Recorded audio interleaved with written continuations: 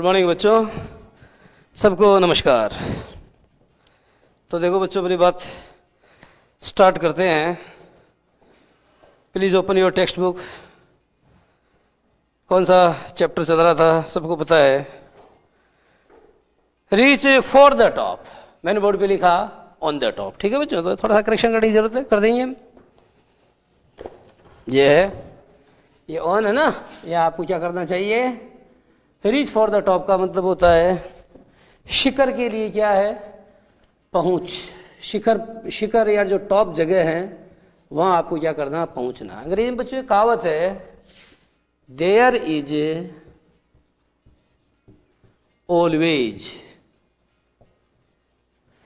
Is always place at the top.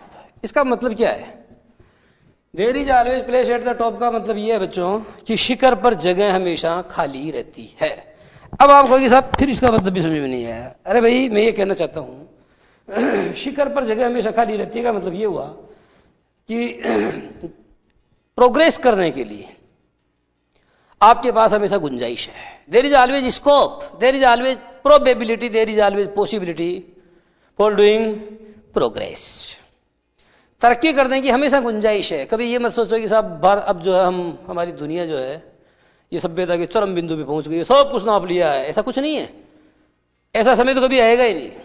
यानी जो top जगह है वहां हमेशा जगह खाली रहती है। जैसे हम कहते हैं कि साहब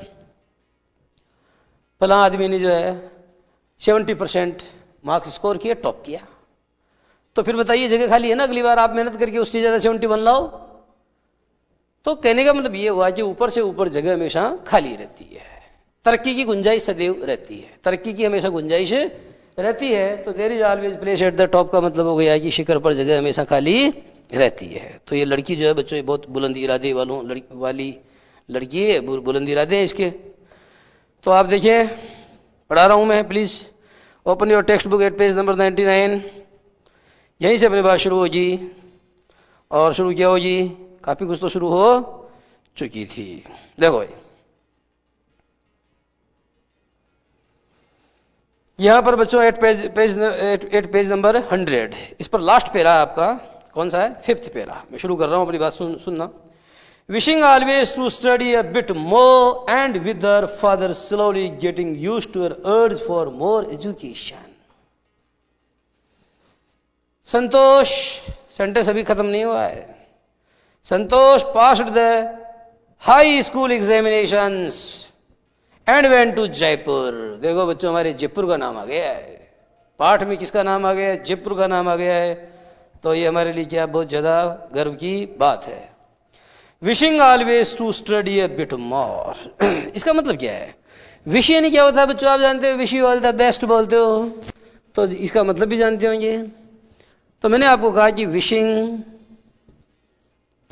का मतलब होता है कामना करते हुए किसी चीज की, डिजायर किसी चीज की इच्छा करते हुए। विशिंग ऑलवेज, ऑलवेज यानी क्या होता है, हमेशा। विशिंग ऑलवेज टू स्टडी, अब समझो आप, हमेशा पढ़ने की कामना करते हुए, हमेशा पढ़ने की कामना करते हुए, विशिंग ऑलवेज टू स्टडी। अब शब्द आ रहा है ए बिट मोर। ए बिट मोर का मतलब क्या होता है बच्चों, जैसे आप खाना खा रहे हो और खाना खाते खाते चलो एक घास और खा लेते हैं, तो एक ग्रास और आप खाते हैं, तो ए बिट मोर का मतलब होता थोड़ा और। इसका मतलब ये हुआ बच्चों, दिस गर्ल वॉज, अब इसको मैं गर्ल कहूं या वुमन कहूं, वुमन ही नहीं कहूंगा, गर्ल ही कहूंगा, क्योंकि तो पढ़ी रही है ने। तो दिस गर्ल वॉज ए, ध्यान देना बच्चों, एक शब्द दिखा रहा हूं, VORACIOUS, वोरेशियस रीडर। ये बच्चों बहुत इंपॉर्टेंट वर्ड है। आप देखते हैं इसके अंत में OUS आ रहा है। तो ये कहने की आवश्यकता नहीं है कि any word that is followed by OUS और IOUS, कोई भी शब्द जिसके अंत में OUS आता है या IOUS आता है, that word shall always be an adjective. वह शब्द हमेशा क्या होगा बच्चों, वह शब्द हमेशा विशेषण होगा। तो आप जानते हो, रीडर होता है जो किसी चीज को रीड करता है, ये नाउन है बच्चों। पाठक, कैसी पाठक थी वो थी बच्चों एक वोरेशियस रीडर। वोरेशियस का मतलब होता है बच्चों बहुत खाने वाला आदमी, जो कभी धापता ही नहीं है, जिसको आप कह सकते हो पेटू। क्या बोल सकते हो? पेटू। ये क्या कह सकते हो? जो आदमी बहुत खाता है। तो उसके लिए हिंदी में एक शब्द हमारे पास में भोजन भट्ट। कौन सा? भोजन भट्ट। और एक आदमी जो बहुत खाता है उसको बच्चों वृकोदर भी कहते हैं। आप महाभारत वगैरह देखते हैं तो आपने देखा होगा पांडुपुत्र भीम को वृकोदर कहा जाता था। वृक यानी भेड़िया होता है। तो जिसका पेट भेड़िए की तरह हो, जो बहुत ज्यादा खाए फिर भी भूखा रह जाए, बहुत ज्यादा खाए फिर भी भूखा रह जाए। तो ये लड़की जो थी बच्चों, ये बहुत पेटू थी, ये बहुत भोजन भट्ट थी, ये बहुत वृकोदर थी। लेकिन किसके मामले में? भोजन करने के मामले में नहीं थी। भोजन भट्ट नहीं थी बच्चों, ये पढ़ाई भट्ट थी। कैसी भट्ट थी ये? वो जो वोरेशियस रीडर का मतलब बच्चों एक ऐसी लड़की थी जो बहुत पढ़ती थी और उसकी पढ़ाई की भूख का कभी शमन नहीं होता था। ये सदैव पढ़ाई के लिए क्या रहती थी? भूखी रहती थी। तो जरा देखो बच्चों क्या लिखा है कि wishing always to study a bit more, यानी हमेशा थोड़ा और पढ़ने की चाहत रखते हुए। आप भी बच्चों चाहत रखा करो, लेकिन कौन सी चाहत? पढ़ने की चाहत, आगे बढ़ने की चाहत। तो wishing always to study a bit more का मतलब थोड़ा और ज्यादा पढ़ने की चाहत रखते हुए। And with her father slowly getting used to her urge. और बच्चों धीरे धीरे क्या हुआ? उसके पिताजी को भी आदत पड़ गई कि लड़की जो है ये तो जो है पागल करने वाली है, किसी की बात मानने वाली बिल्कुल भी नहीं। And with her father slowly, और धीरे धीरे उसके पिता गेटिंग यूज्ड टू। ध्यान दो बच्चों, यूज्ड टू मैंने क्या बताया था? यूज्ड टू का मतलब जैसे when I was in the US, जब मैं अमेरिका में था, I got used to driving in the right, यानी मेरी आदत दाएं हाथ की तरफ गाड़ी चलाने की पड़ गई। तो आप जानते हो हमारे यहां तो बाएं हाथ की तरफ चलते हैं, अमेरिका में दाएं हाथ की तरफ चलते हैं। तो आप जिस देश में रहोगे आपकी आदत पड़ जाएगी। तो get used to doing something का मतलब होता है बच्चों किसी चीज की आदत पड़ जाना। ठीक है, किसी चीज की आपकी लत लग जाती है तो उसको क्या बोलते हैं? यूज्ड टू बोलते हैं। ठीक है बच्चों, ये मॉडल भी है और ये बच्चों क्या है? ये देखो ये मॉडल भी है और साथ ही साथ बच्चों ये क्या है? ये एक प्रकार का एडजेक्टिव भी है। Used to doing something. अब देखो बच्चों एडजेक्टिव क्यों बोला मैंने? क्योंकि इसके बाद में मैंने डू में आईएनजी जोड़ा, मुझे उसको नाउन बनाना पड़ा। नाउन क्यों बनाना पड़ा? क्योंकि एडजेक्टिव है, एडजेक्टिव के बाद अगर वर्ब आएगी तो फिर बच्चों गलत हो जाएगा, वर्ब को नाउन बनाना पड़ेगा। और वर्ब को नाउन बनाने का तरीका क्या है? वर्ब में आईएनजी जोड़ करके उसकी जिरंड फॉर्म बना दो, यही तरीका है। तो देखो, and with her father slowly getting used to her urge. Urge तो जानते हो बच्चों हिंदी में भी अर्ज होता है, अंग्रेजी में भी। अर्ज क्या है? जैसे अर्ज मानी उसने आग्रह किया, आग्रह। ठीक है, अर्ज करते हैं हम किसी को, तो उसका जो आग्रह था उस आग्रह के प्रति धीरे धीरे उसके पिताजी भी अभ्यस्त होते गए फॉर मोर एजुकेशन, ज्यादा से ज्यादा शिक्षा प्राप्त करने की। जो उसकी अर्ज या जो उसका आग्रह या जो उसका अनुरोध था, धीरे धीरे उसके पिताजी भी उसके प्रति क्या होते गए? अभ्यस्त होते गए। और साथ ही साथ बच्चों और ज्यादा पढ़ने की चाहत उसके मन में सदैव बनी रहती थी। तो इन्हीं दोनों बातों के चलते Santosh passed the high school examination. Santosh ने क्या किया? हाई स्कूल का मतलब जानते हो 11वीं 12वीं की जो परीक्षा होती है, तो बच्चों 12वीं की परीक्षा उसने पास कर ली। अब उसको कॉलेज में भर्ती होना है। कहां भर्ती होना है? कॉलेज में भर्ती होना है। That's why she went to Jaipur. इसलिए वो कहां चली गई बच्चों? वो जयपुर चली गई। ध्यान दो, वेंट टू जयपुर तो ठीक है बच्चों, लेकिन अगर वो घर चली गई तो फिर आप कहोगे शी वेंट टू होम। ये गलत है। शुद्ध क्या है? वेंट होम होता है, गो टू जयपुर होता है। वेंट टू जयपुर तो ठीक है, लेकिन वेंट टू होम नहीं होता। क्या बोलना चाहिए? वेंट होम बोलना चाहिए। और बच्चों इसमें एक बात ये भी आई है कि वो जो है जयपुर चली गई। और देखो ध्यान दो बच्चों, जयपुर चली गई और साथ ही साथ क्या हुआ? Santosh passed the high school examination. बच्चों कई बार कहा मैंने, पास समथिंग होता है और फेल इन समथिंग होता है। अंतर समझो। शी पास्ड द एग्जामिनेशन और she failed in the examination. Fail के बाद इनका प्रयोग अनिवार्य रूप से किया जाएगा, पास के बाद में इनका प्रयोग हरगिज नहीं किया जाएगा। वजह बच्चों ये है कि पास एक ट्रांजिटिव वर्ब है, फेल एक इंट्रांजिटिव वर्ब है। ट्रांजिटिव वर्ब वो होती है that shall be followed by an object just after that. यानी ट्रांजिटिव वर्ब वो होती है जिसके ठीक बाद में ऑब्जेक्ट आता है, प्रीपोजिशन या कोई अन्य शब्द नहीं आ सकता है। इंट्रांजिटिव वर्ब वो होती है जिसके ठीक बाद में ऑब्जेक्ट नहीं आता, बीच में प्रीपोजिशन आता है, इसलिए वो ऑब्जेक्ट उस वर्ब का नहीं होकर के किसका कहलाता, उस प्रीपोजिशन का कहलाता। जैसे शी वेंट टू जयपुर, इसमें जयपुर ऑब्जेक्ट तो है लेकिन बच्चों ये वर्ब का ऑब्जेक्ट नहीं है, but this is an object, this is an object to preposition, but this is an object to preposition. ये प्रीपोजिशन का ऑब्जेक्ट है, छोटी सी बात है बच्चों, लेकिन देखो मैंने बोला this is an object to preposition, आप बोलोगे this is an object of preposition. आपको लगेगा कोई फर्क नहीं है, लेकिन बच्चों बहुत फर्क है। ऑब्जेक्ट टू समथिंग होता है, ऑब्जेक्ट ऑफ समथिंग नहीं होता है। ध्यान दो, ऑब्जेक्ट टू समथिंग होता है, ऑब्जेक्ट ऑफ समथिंग नहीं होता है। ऑब्जेक्ट टू प्रीपोजिशन कहना चाहिए, ऑब्जेक्ट ऑफ प्रीपोजिशन कभी नहीं कहना चाहिए। ऑफ और टू का चक्कर है बच्चों, तो इसमें आपको बहुत सारे शब्दों पर अपना अधिकार करना पड़ेगा। तब आप, जैसे मैं कहता हूं टॉक विद नहीं होता, आई एम टॉकिंग विद यू, सही लग रहा है, लेकिन मैंने कहा लगना एक बात है और सही होना दूसरी बात है। तो जब मैं आपको कहता हूं I am talking with you, ये गलत है, शुद्ध किया I am talking to you. Talk shall be followed by to, talk के बाद में टू का प्रयोग होता है या अबाउट का प्रयोग होता है। जैसे they were talking about politics, they were talking about politics, वो पॉलिटिक्स के बारे में बातें कर रहे थे, फिर आपने कहा दे वर डिस्कसिंग अबाउट पॉलिटिक्स, ये गलत। दे वर डिस्कसिंग पॉलिटिक्स, वो पॉलिटिक्स को डिस्कस कर रहे थे, डिस्कस के बाद अबाउट नहीं आएगा, टॉक के बाद अबाउट आएगा, टॉक के बाद विद नहीं आएगा, टॉक के बाद टू आएगा।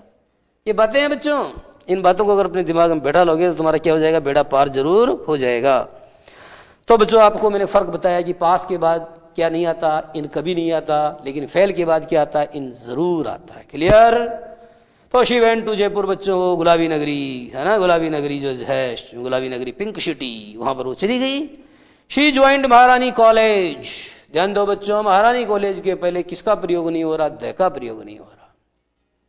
महारानी कॉलेज के पहले भी नहीं होगा, राजस्थान कॉलेज के पहले भी नहीं होगा, महाराजा कॉलेज के पहले भी नहीं होगा। आगे बात समझिए, जब किसी संस्थान के पहले किसी व्यक्ति का नाम लगा दिया जाता है, या when the name of an institution begins with the name of A personality, जब किसी संस्थान का नाम किसी शख्सियत के नाम से शुरू होता है, जैसे माखनलाल चतुर्वेदी पत्रकारिता विश्वविद्यालय, जेएनयू जवाहरलाल नेहरू विश्वविद्यालय, जवाहर नवोदय विद्यालय, बात समझ में आ रही? जवाहर नवोदय विद्यालय बोला है मैंने, मैं वहीं का प्रोडक्ट हूं इसलिए मैंने बोला है ना।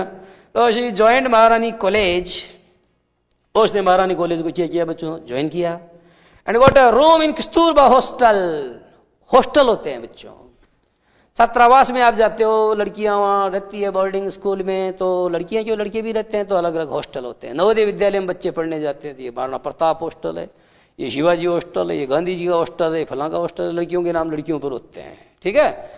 तो कस्तूरबा गांधी, यू नो कौन थी कस्तूरबा, जानते हो ना, जिसके नाम जो ये बा लगा हुआ है, ये बा जो है ना बच्चों, इस बा का मतलब क्या होता है, आप जैसे कोई बुढ़ी औरत होती है तो अपन उसको बा बोलते हैं ना, तो ये तो ठीक है, यहां तो ठीक है, लेकिन वो एक और है, वो अपने जो मालियों के भगवान है, मालियों के पूज्य हैं, कौन, ज्योतिबा राव फूले।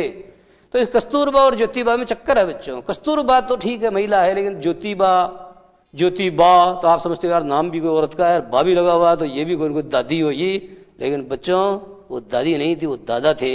मेरा मतलब ही वो जो है एक पुरुष थे और स्त्री नहीं थी। बात समझ में आ गई? कस्तूरबा और ज्योतिबा का फर्क अच्छे से क्लियर कर लेना। शी ज्वाइंड महारानी कॉलेज, उसने महारानी कॉलेज ज्वाइन की। And got room in Kasturba hostel, और कस्तूरबा छात्रावास में उसने कमरा प्राप्त कर लिया, कमरा मिल गया। पहले क्या बच्चों थोड़ी सिफारिश लगानी पड़ती थी, गोखले हॉस्टल महाराजा कॉलेज में हुआ करता था, तो इन हॉस्टल है ना, तो प्रताप हॉस्टल, फला हॉस्टल, विवेकानंद हॉस्टल, तो इनमें थोड़ी सी एक तो परसेंटेज वगैरह बढ़िया होनी चाहिए, थोड़ी अप्रोच वगैरह भी चलती है, उसके आधार पर बच्चों का वहां दाखिला होता है। तो ये लड़की जो है बच्चों कस्तूरबा हॉस्टल में क्या हो गई, दाखिल हो गई। अब आप जानते हो महारानी कॉलेज आप लोगों ने देखी होगी, जिन्होंने नहीं देखी वो जयपुर आएंगे तो देखेंगे। महारानी कॉलेज देखने लायक चीज है, देखनी चाहिए। तो ये बच्चों इसको एक इधर महाराजा कॉलेज है, इधर सामने महारानी कॉलेज है। तो महारानी कॉलेज के दाखिले पर चढ़ करके जब कस्तूरबा गांधी की छत के ऊपर, वो कस्तूरबा गांधी हॉस्टल की छत के ऊपर चढ़ करके जब ये लड़की देखती थी तो इसको क्या दिखाई देती थी, जयपुर की पहाड़ियां। आप जानते हो कि अरावली की पहाड़ियां जयपुर में भी है, अरावली की पहाड़ी जो है वो अरावली की पहाड़ियां निकल रही है, जयपुर में भी है, गुरु से जरा आशा रखो, पढ़ते हो कि नहीं, गुरु शिखर एक है, जरगा एक है ना, और क्या समझ गया ना, इस तरीके पढ़ते हो आप, है ना, रघुनाथगढ़ की पहाड़ियां तो जयपुर की पहाड़ियां बच्चों ये भी क्या है, उसी अरावली पर्वत श्रृंखला जो है ना, उसी की पहाड़ियां हैं, तो वहां लोग जाते, और ये क्या देखती है। तो क्यों देखती, क्योंकि पर्वतारोहण करना इसको पसंद था भाई। जो आदमी, एक बात बताओ कि जिस आदमी की जैसी रुचि होती है ना, जाकी रही भावना जैसी प्रभु मूर्ति देखी तिनतेसी, जिस व्यक्ति की जैसी रुचि होती है उसी के अनुरूप जो है बच्चों उसको सोहबत मिल जाती है, संगत मिल जाती है, वैसी ही चीजों में वो दिलचस्पी जताती है। ये छत के ऊपर खड़ी है और ये सीन देख रही है, देखो कौन सा सीन देख रही है बच्चों, जरा देखना। शी जॉइंड महारानी college and got room in Kasturba hostel, Santosh remembers. अब बच्चों संतोष को याद है, संतोष का कोटेशन दिया जा रहा है, ये संतोष का कोटेशन है। तो संतोष का कोटेशन बच्चों कई बार ऐसे कोटेशन जो है, किसी आदमी की जो बात होती है वो वैसी की वैसी दिखाई जाती है। टीवी वगैरह में भी आप देखते हो कि संतोष का इंटरव्यू चल रहा है, फिर वो पर कोई संतोष के बारे में बता रहा है, फिर असली संतोष को दिखाया जाता है, वो अपनी बात को कहती है। तो वो एक तरह से एंकर विजुअल होता है, उसको टीवी की भाषा में आप क्या बोलते हैं, एंकर विजुअल होता है। फोन पे बात करते हैं उसे आप फोन इन कहते हैं, क्या बोलते हैं, फोन इन बोलते हैं। एंकर बाइट होता है, इसी प्रकार की चीजें भी होती है। तो बच्चों जरा देखना, संतोष रिमेंबर, संतोष याद करती है। ध्यान दो, रिमेंबर में कभी आईएनजी नहीं जोड़ना चाहिए। आप लोग कहते हो तेरी याद आ रही है, आई एम रिमेंबरिंग यू, ये गलत है बच्चों। शुद्ध क्या है, आई रिमेंबर यू बोलना चाहिए। आई रिमेंबर यू ठीक है, आई एम रिमेंबरिंग यू तो कभी होता ही नहीं है, इस वर्ग में आईएनजी नहीं जोड़ा जा सकता है। तो Kasturba hostel faced the Aravalli hills, मैंने कहा ना कस्तूरबा किसके सामने है, अरावली की जो पर्वतमालाएं हैं उनके सामने कस्तूरबा हॉस्टल है। आई यूज टू वॉच, लड़की कहती है, I use to watch villagers from my room, मैं देखा करती थी ग्रामीण लोगों को अपने कमरे से, गोइंग अप द हिल, यानी पहाड़ी में, पहाड़ी पर ऊपर की तरफ जाते हुए, suddenly finishing after a while, और अचानक कुछ देर के बाद में वो क्या हो जाते थे, गायब हो जाते थे। अरे भाई एक बात बताओ, कोई व्यक्ति जाएगा तो आपको पहले मोटा दिखेगा, फिर छोटा दिखेगा, फिर छोटा दिखेगा, फिर छोटा दिखेगा, और लास्ट में डॉट बिंदु की तरह दिखेगा, और फिर वो अंतर्ध्यान हो जाएगा, उसको कहते हैं वैनिश। तो बच्चों suddenly vanishing after a while, थोड़ी देर के अंदर वो गांव वाले गायब हो जाते थे। One day I decided to check it out myself, एक दिन मैंने स्वयं ने जो है ये तय किया कि मैं चेक करूंगी ये लोग कहां से आते हैं, कहां जाते हैं, खुद भी मैं इसको आजमाऊंगी, ट्राई करूंगी। तो I found nobody except few mountaineers, मुझे मिले कोई नहीं मिला, अर्थात मुझे जो कुछ एक पर्वतारोहियों के अतिरिक्त और कोई नहीं मिला। I asked if I could join them, मैंने उनसे कहा क्या मैं भी आपके साथ चलूं, क्या मैं आपको ज्वाइन कर सकती हूं। टू माई प्लीजेंट सरप्राइज, मुझे बड़ी खुशी हुई, मैं बड़ी खुशी के साथ में मुझे बड़ी हैरानी भी हुई, ताज्जुब भी हुआ और खुशी भी हुई। उन्होंने दे आंसर्ड इन द अफर्मेटिव, उन्होंने सकारात्मक जवाब देते हुए कहा बेटा आप भी हमारे साथ चल सकती हैं। एंड मोटिवेटेड मी, और उन्होंने मुझे मोटिवेट किया to take to climbing, take to climbing. बच्चों ध्यान दो, टेक टू के बाद वर्ब की फर्स्ट फॉर्म आनी चाहिए, परंतु आईएनजी आ रही है, तो बच्चों ये विशेष प्रयोग है। Take to, use to, accustomed to, है ना, ये बच्चों क्या है, लुक फॉरवर्ड टू, ये बच्चों दीज आर सर्टेन फ्रेजेज जो किसका काम करती हैं बच्चों, ये एडजेक्टिव फ्रेजेज है, इसलिए इनके बाद में अगर कोई वर्ब आती है तो उसको नाउन में चेंज करने के लिए उसमें आईएनजी जोड़ करके उसकी जीर्ण फॉर्म बनाई जाती है। तो बच्चों इस तरह से इस क्रम में अपनी बात जारी रहेगी, परंतु इससे पहले हम लेंगे 2 मिनट का ब्रेक।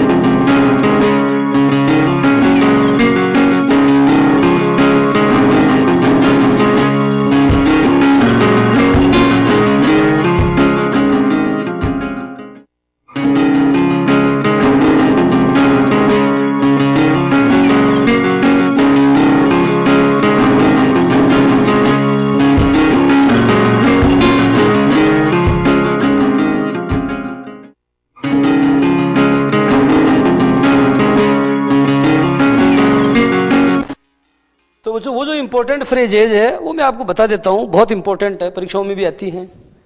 तो फ्रेजेज है बच्चों जरा देखना, WAATLU, तो मैं आपको W से बताने वाला हूं विद ए व्यू टू।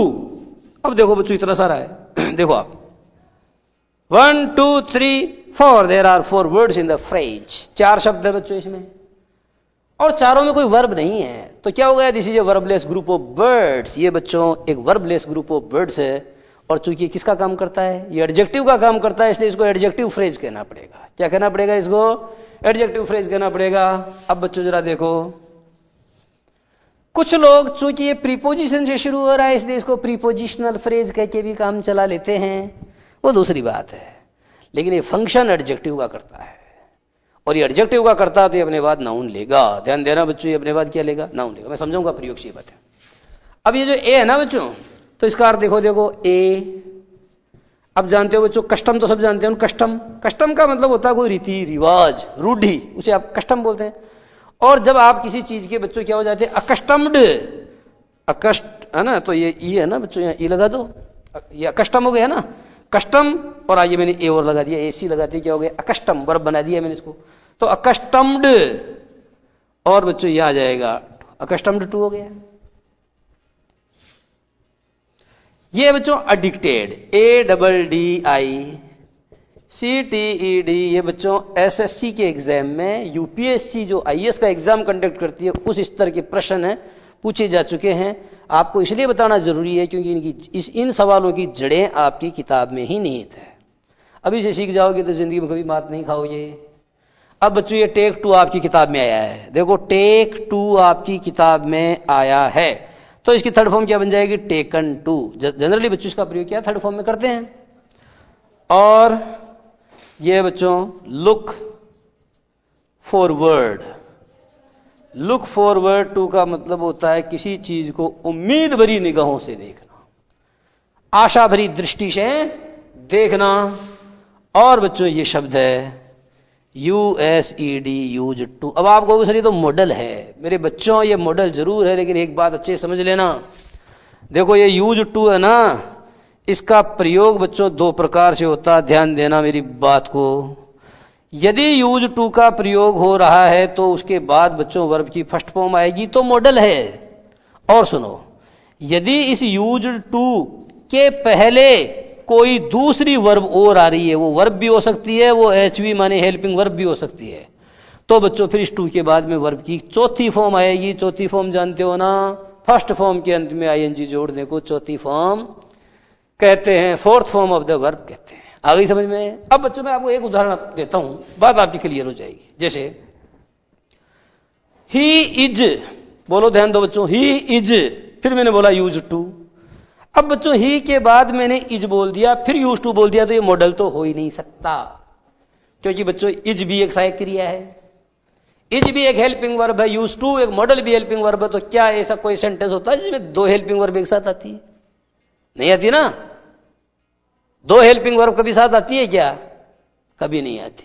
अगर नहीं आती तो बच्चों he is use to, he is use to drink, नहीं बच्चों he is use to drinking, अर्थात उसको दारू पीने की आदत है।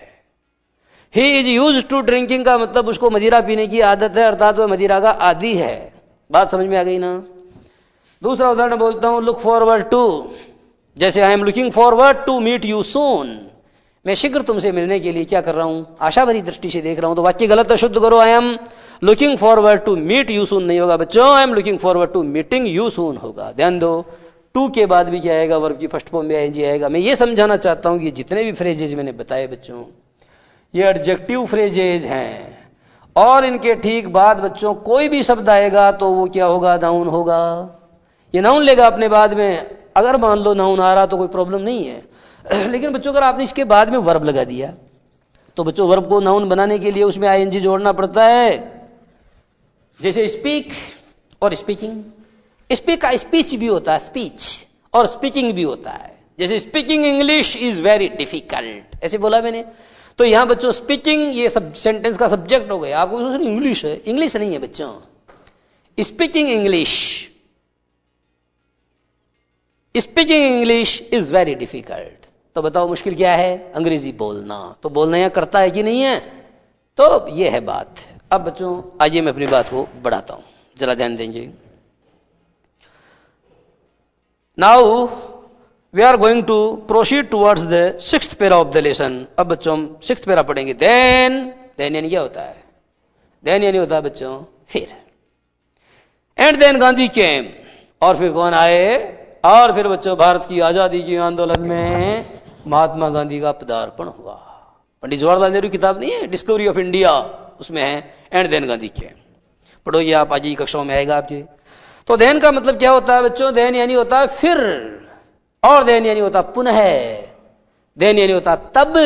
इन शब्दों के अर्थ में देन का प्रयोग किया जाता है। एक THAN देन होता है, वो क्या होता है, वो किसी की तुलना में होता है बच्चों, जैसे pen is mightier than a sword, एक कलम तलवार से ज्यादा ताकतवर होती है। पत्रकार बच्चों क्या है, ताकतवर क्यों होता है, क्योंकि उसके हाथ में क्या होती है, कलम होती है। तो कलम को बच्चों किससे भी ज्यादा ताकतवर माना गया है, कलम को तलवार से भी, कलमकार को एक तलवार के धनी से भी ज्यादा ताकतवर माना गया है। अकबर इलाहाबादी एक शेर में कहता है, खींचो न कमान ओ, तलवार निकालो, जब तोप मुकाबिल हो तो अखबार निकालो। तो अखबार से मतलब बच्चों पत्रकारिता से, जर्नलिज्म से है, कलम की ताकत से है।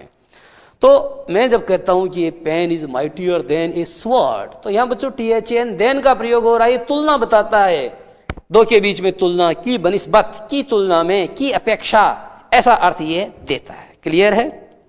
अब देखना, देन फिर there was no looking back, और बच्चों फिर मैंने कभी पीछे मुड़कर नहीं देखा। आप पढ़ते हो ना कहानियां कि धीरे धीरे उसने अपनी अपनी जो है काम शुरू किया, बड़ी परेशानी आई, और जब पहली बार वो सफल हुआ, अमिताभ बच्चन आप जानते हो जब मूवीज के अंदर गए तो फिल्में फ्लॉप फ्लॉप फ्लॉप फ्लॉप होती गई, लेकिन जब एक पिक्चर चल पड़ी तो अमिताभ ने पीछे मुड़कर नहीं देखा। आप समझ गए मैं क्या कहना चाहता हूं?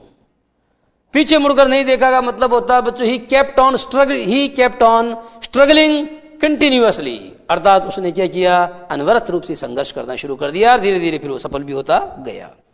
तो then there was no looking back, बच्चों उसके बाद में फिर संतोष ने पीछे मुड़कर नहीं देखा। For this determined girl, for this determined young girl. बच्चों यंग यानी क्या होता है, यंग यानी होता है बच्चों जवान, ये तो आप जानते हो, लेकिन यंग यानी छोटा भी तो होता है, यंग बॉय। तो यंग बॉय, यंग चाइल्ड बोलते ताजुब होता है, सब चाइल्ड यंग कैसे हो गया? अरे यंग यानी छोटा भी होता है, यंगर ब्रदर होता है, एल्डर ब्रदर होता है कि नहीं होता है? तो यहां छोटा नहीं है, कॉलेज की लड़की है बच्चों, तो छोटी तो नहीं होगी, वो जवान होगी। तो यहां बताया गया है कि फिर इस डिटरमाइंड का मतलब क्या होता है बच्चों, डिटरमाइंड का मतलब होता है निश्चयी, फिर इस दृढ़ निश्चयी युवा लड़की के लिए, फिर इस दृढ़ निश्चयी तरुणी के लिए, तरुणी जानते हो ना, तरुणी होती है, युवा लड़की के लिए बच्चों क्या था, फिर पीछे मुड़ करके देखने की कोई गुंजाइश नहीं थी, और ये निकल पड़ी। ठीक है, ये बच्चों आगे की ओर निकल पड़ी। शी शेव्ड मनी, उसने क्या किया बच्चों, थोड़े थोड़े पैसे बचाए, बचत करना भी सीखो इस लड़की से जीवन में। तो शी शेव्ड सम मनी, उसने कुछ पैसे बचाए, enrolled in a course at Uttarkashi's Nehru institute of mountaineering. बच्चों थोड़े थोड़े पैसे बचाए इसने, और इसने क्या किया, ध्यान दो बच्चों, उत्तर काशी में नेहरू संस्थान है पर्वतारोहण का, तो काशी के पर्वतारोहण के नेहरू संस्थान में इसने अपने आप को इनरोल कर लिया, अपने आप को नामांकित करवा लिया। पैसे बचाए घर वाले देते थे ना, तो बचत करती थी, थोड़े खुद कमा भी लेती होंगी। तो my college semester in Jaipur was to end in April. अब लड़की कहती है, उसका इंटरव्यू चल रहा है बच्चों, जैसे मैंने बताया ना आपको टीवी के अंदर चलता है कई बार फोन इन, एक पत्रकार क्या करता है, आपसे बातें करता रहता है और आपको दृश्य दिखाता है, दूसरे आदमी से फोन पे बातें करता है। तो उस पर जो फोन पर बातें करता है उसको आपको दिखाता है, उसको आप कहते हैं फोन इन। बीच बीच में कोई आदमी है, जैसे मान लो कोई घटना घटी है और उसको कोई प्रत्यक्षदर्शी जाकर के देख रहा है, तो वहां जाके उनसे बातें हैं, उसको दिखाता, उसको आप कहते हैं एंकर बाइट। तो वैसे बच्चों ये जो लड़की है, तो ये लड़की बीच बीच में आ रही है, आपको फिल्म के अंदर लड़कियों को हम दिखा रहे हैं, है ना, बिल्कुल ही आपको इसका दृश्य आपके सामने आ रहा होगा। तो यहां पर बच्चों my college semester in Jaipur was to end in April. लड़की कहती है अप्रैल के महीने में जयपुर स्थित मेरे महाविद्यालय का सेमेस्टर समाप्त होने वाला था। जानते हो सेमेस्टर होते हैं बच्चों, जैसे कॉलेज में पढ़ोगे आप तो 1 सेमेस्टर 2 सेमेस्टर 3 सेमेस्टर, है ना, 1 साल को कई भागों में बांट दिया जाता है, 2 सेमेस्टर हो जाते हैं। और आगे देखो, but it ended on the 19th of May। Jaipur स्थित मेरे महाविद्यालय के सेमेस्टर को तो अप्रैल में समाप्त होना था, परंतु यह 19 मई को जाकर के समाप्त हुआ। अब यार 19 मई को अगर वहां जाएगी तो वो तो उसकी डेट निकल गई। किसकी? वो पर्वतारोहण संस्थान था ना, नेहरू पर्वतारोहण संस्थान, जिसमें इस लड़की ने अपने आप को क्या किया था, दाखिला ले लिया था, दाखिल करवा लिया था, नामांकित करवा लिया था। तो वहां लास्ट डेट निकल जाएगी तो फिर वो तो उसको कहेंगे नहीं भाई तुम इतनी लेट क्यों आई हो, वो मजबूरी क्यों समझेंगे। तो बच्चों, and I was suppose to be in Uttarkashi, और मुझे उत्तरकाशी में क्या करनी थी, रिपोर्टिंग करनी थी। कब? ऑन द 21 यानी 21 तारीख को, 21 मई को, 21 तारीख को। बच्चों इसने महीना नहीं दिया है, पर वो तो आपने आगे क्लियर हो जाएगा प्रसंग से। And I was suppose to be का मतलब होता है and I was suppose to report in Uttarkashi, और मुझे उत्तरकाशी में जाकर रिपोर्टिंग करनी थी ऑन द 21 का मतलब समझ गए ना, कौन सी फर्स्ट? 21 यानी 21 तारीख को जो है मुझे वहां जाकर के उनके सामने मौजूद होना था। So I did not go back home. अब देखो ना बच्चों, अब मेरे समझ में आ गई ये बात ये थी कि भाई अप्रैल में इसका सेमेस्टर समाप्त होना था, हुआ कब? 19 मई को, ध्यान देना। और 21 मई को इसको कहां हाजिर होना था? नेहरू इंस्टीट्यूट में होना था। अब बताओ अगर इधर से छुट्टी लग गई तो कहां जाना है? कॉलेज बंद हो जाता है तो बच्चे कहां जाते हैं? बच्चे घर जाते हैं।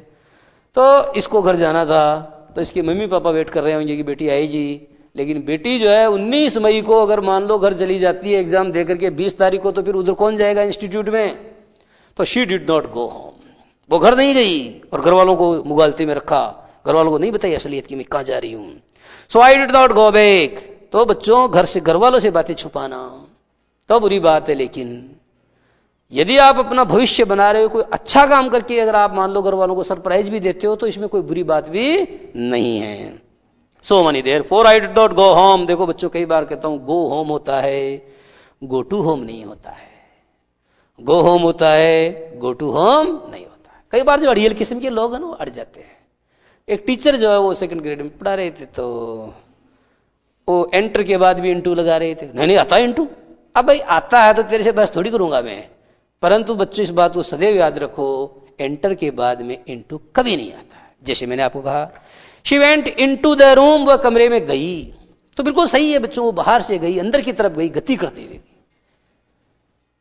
3 सिचुएशंस आर देयर, 3 सिचुएशन है, बाहर से गई, गति के साथ गई, अंदर गई, तो इंटू आएगा। लेकिन बच्चों मुझे एक बात बताओ, वो कमरे में बैठा हुआ है, तो ही सिटिंग इन द रूम, वह इंटू क्यों आएगा? वहां गति कौन सी हो रही है? अच्छा, फिर आपको सर एंटर में तो गति होती है। अरे होती होगी, लेकिन एंटर के बाद इंटू क्यों नहीं आता? क्योंकि एंटर यानी होता प्रवेश करना, किसी चीज में ही तो प्रवेश करोगे, तो उसमें जो इंटू का मीनिंग है वो बच्चों वर्ब में ही अंतर्वलित है। बात समझ में आ रही है? जैसे मैंने आपका नम्र निवेदन है कि, अब बच्चों एक बात बताओ, जब आप किसी को निवेदन कर रहे हो तो नम्रता का भाव तो निवेदन में ही अंतर्वलित है, इसलिए अलग से नंबर लिखने की दरकार नहीं है। लिखते हो आप, सभी ने नम्र निवेदन है कि, सभी ने भी गलत, नंबर भी गलत। निवेदन से काम चल रहा है क्योंकि उसी में सारे भाव अंतर्वलित हो रहे हैं, तो अनावश्यक शब्दों, अवांछित शब्दों का प्रयोग करने की आवश्यकता क्या है? बात समझ में आ रही है? तो अब मैं अपनी बात को और आगे ले रहा हूं। So I did not go home, अर्थात मैं घर पर नहीं गई। इंस्टेड माने इसके स्थान पर, इसके बजाय। इंस्टेड यानी होता है बच्चों in the place of that, in the place of going home, घर जाने की जगह मैं कहां चली गई? सीधी उत्तरकाशी चली गई। तो in the place of that अर्थात उसकी जगह, आई हेडेड स्ट्रेट, बच्चों आई वेंट स्ट्रेट, मैं सीधे मैंने रास्ता पकड़ा। का किसका? फॉर द ट्रेनिंग, अर्थात उसके बजाय जो है सीधे प्रशिक्षण के लिए चली गई। I had to write a letter of apology to my father, मुझे अपने पिता को एक क्षमा पत्र लिखना था। क्या कि मैं आपको क्षमा करती हूं? नहीं, मैं आपसे क्षमा मांगती हूं। ए लेटर ऑफ अपोलॉजी में बच्चों आप किसी को क्षमा नहीं करते, बल्कि आप खुद क्षमा मांगते हो, उसको कहते हैं लेटर ऑफ क्षमा याचना पत्र। मुझे अपने पिताजी को एक क्षमा याचना पत्र लिखना था। बच्चों ध्यान दो, पिताजी को लिख रही है, माताजी को नहीं लिख रही है। आगे बात समझे? पिताजी को लिख रही है, माताजी को नहीं लिख रही है। इसकी वजह जानते हो? इसकी वजह बच्चों ये होती है कि बेटियों को पापाओं से ज्यादा प्यार होता है और बेटों को अपनी मम्मी से ज्यादा प्यार होता है। ये कौन कहता है? ये बच्चों शिक्षा मनोविज्ञान कहती है। ठीक है, तो इसमें सच्चाई मुझे भी कुछ प्रतीत होती है। तो I headed straight for the training, अर्थात मैं जो है मैं सीधी ट्रेनिंग के लिए गई। I had to write, had to का मतलब जानते हो ना, कोई काम करना पड़ेगा, पड़ता था। जैसे बच्चों में कहता हूं, Lal Bahadur Shastri was a very poor child, बहुत ही गरीब बच्चे थे। And he had to go to school on foot, उसको स्कूल जाना पड़ता था पैदल, तो पड़ता था। तो भूतकाल में जब कोई काम करना पड़ता था, कोई मजबूरी आपकी थी, तो आप हेड टू का प्रयोग करते हो? बताओ करते हो कि नहीं करते हो? करते हो ना? तो देखो बच्चों, यहां लिखा है कि क्या लिखा है? I had got myself enrolled, नहीं ये तो आइए से लगे, I had to write a letter of apology to my father without whose permission, बिना जिनकी इजाजत के, बिना जिनकी इजाजत के I had got myself enrolled at Uttarkashi, बिना जिनकी इजाजत के मैंने अपने आप को क्या कर लिया था बच्चों? उत्तरकाशी में इनरोल कर लिया था, अर्थात उत्तरकाशी के एक कॉलेज में मैंने एडमिशन ले लिया था। तो मुझे क्या था? मेरे पिताजी को एक क्षमा याचना पत्र लिखना था। ध्यान दो बच्चों, एट का प्रयोग कहां होता है? एट का प्रयोग बच्चों कहां होता है? भाई एक बात बताओ, कोई बड़ी जगह और छोटी जगह है, तो निश्चित समय, स्थान, गति या कीमत, ध्यान दो, निश्चित समय, निश्चित स्थान, निश्चित गति और निश्चित कीमत के लिए एट का प्रयोग होता है। और जगह की खास बात क्या है? बड़ी जगह तो इनातार, छोटी होती है तो एट आता है। जैसे एट शिक्षा संकुल, जैसे I M delivering my lecture, है ना, आई डिलीवर माई, जैसे मैं आपको कहता हूं जी आई डेली गो टू, या तो टू का प्रयोग हो रहा है। पर जैसे बच्चों स्टूडियो एक जगह है तो आप बोलते हैं एट स्टूडियो, शिक्षा संकुल एक छोटी जगह तो आप क्या बोलोगे? एट शिक्षा संकुल। ठीक है, उसी तरीके से कोई कॉलोनी है तो आप एट का प्रयोग कर सकते हैं, और बड़ा शहर है तो उसके पहले आप इनका प्रयोग करते हैं। तो ऐसी बहुत सारी बातें हैं। तो बच्चों इस तरह से आज की बात यही समाप्त, और आगे वाली बात अगली क्लास में। नमस्कार।